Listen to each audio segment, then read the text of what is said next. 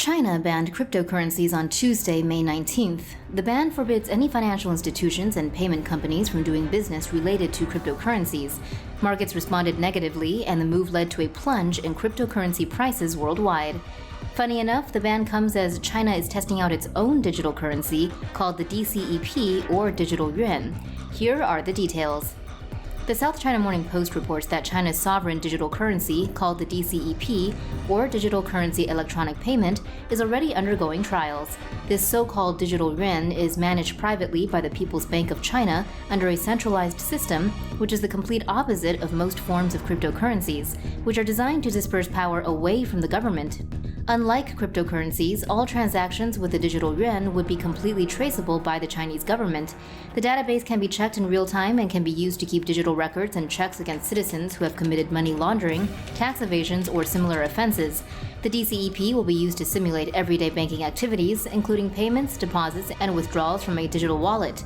Online payment services like Alipay and WeChat Pay are already popular payment methods in China, with mobile transactions accounting for 4 of every 5 payments in 2019. China has made it clear so far that cryptocurrencies in their current form are unwelcome in the country. It warns its citizens against the wild speculation of cryptocurrencies while pushing for a fully centralized digital currency that could give it unprecedented powers. Bloomberg reports that Venezuela's government says it's planning to move a fully digital economy as hyperinflation has made its worthless bolivar notes practically disappear. It says the move is also aimed at halting the dollarization of Venezuela's financial system. President Maduro said 18.6% of all commercial transactions are in dollars, while 77.3% are carried out in bolivars with debit cards.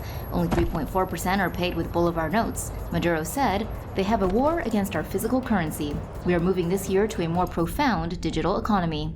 He said the goal is an economy that's 100% digital, adding that physical money will eventually disappear.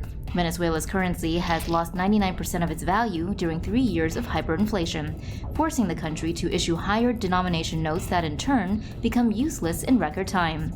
The largest note now in circulation, 50,000 bolivars, is worth only about 4 US cents. Cash is currently only used to ride public transportation, and the Caracas subway routinely stops charging passengers due to cash shortages. Access to Quebec's power grid is going to cost new cryptocurrency miners triple.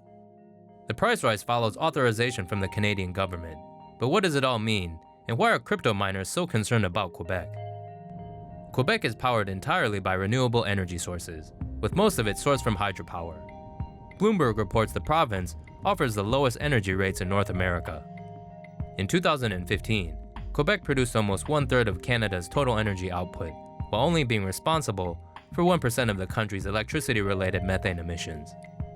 Because of this, cryptocurrency blockchain firms, with their high energy demands, moved to Quebec after the government incentivized them with low rates. According to Bloomberg, this was a bid to absorb excess energy from hydro dams. This week, Quebec increased energy prices for new blockchain companies by 300% to 15 cents per kilowatt hour. Bloomberg reports new blockchain energy requests would go beyond what Quebec can provide power for in the short and medium term. In other words, they realized all this new crypto mining had the potential to fry their squeaky clean grid. State-owned provincial power administrator Hydro-Quebec will keep the rate in place for several weeks until a new power limit and pricing model is calculated. Turns out mining crypto isn't all that great for the environment. New research from the Technical University of Munich has found that the amount of computing power needed to mine Bitcoin produces roughly the same amount of carbon emissions as a major city like Las Vegas. According to the study, Bitcoin miners have to solve many complex mathematical problems to generate Bitcoins. This process requires large amounts of electrical power, in turn increasing carbon emissions. The scientists determined that the virtual currency consumed about 46 terawatt-hours of energy as of November 2018. This is equivalent to around 5,650,411 tons of coal. They wanted to find out where the cryptocurrency miners were located, how much energy was consumed, and how much carbon emissions were produced as a result. The study found that 68% of Bitcoin mining takes place in Asia, with 17% taking place in Europe and 15% in North America. Researchers estimate that mining cryptocurrency creates more than 22 million tons of carbon emissions per year. This is roughly equivalent to the amount of carbon emissions produced by developing nations such as Sri Lanka or major world cities such as Vienna or Las Vegas.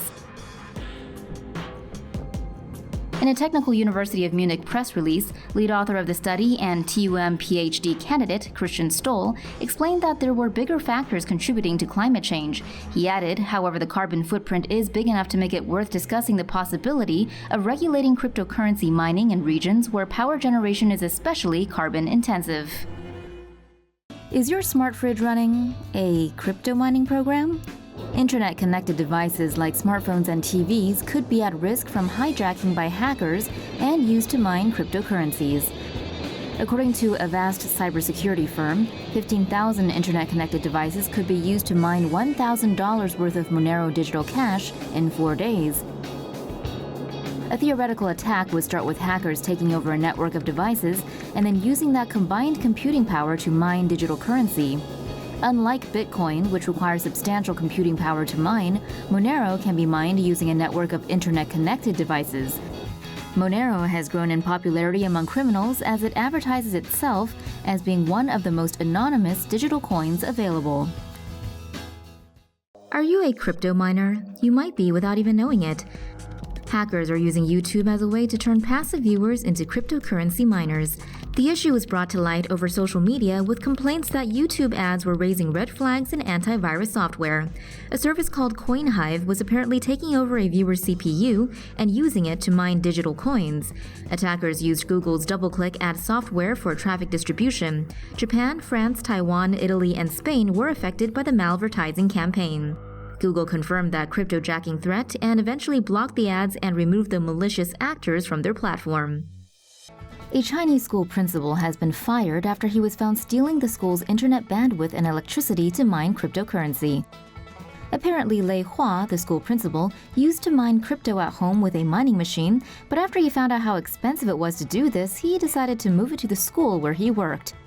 According to Live Bitcoin News, Lei had since acquired 8 more mining machines and shifted one of the machines to the dormitories at his school and added the rest in the electronics lab of the school. School teachers had complained of the noise caused by the machines, but the principal found multiple excuses and blamed the air conditioners or the heating devices. As expected, the 24-hour mining operation became a strain on the school's electrical cables, and internet speeds also went way down. Teachers also grew suspicious when they found a rise in electricity bills to roughly 14,700 yuan, or about $2,114. They decided to conduct a search and voila, the mining machines were found. The principal was fired, while all of his profits were confiscated by the Chinese Communist Party, as crypto mining isn't legal in China. For more news animations and explainers, hit the subscribe and bell button to join the TomoNews family. Thanks for watching.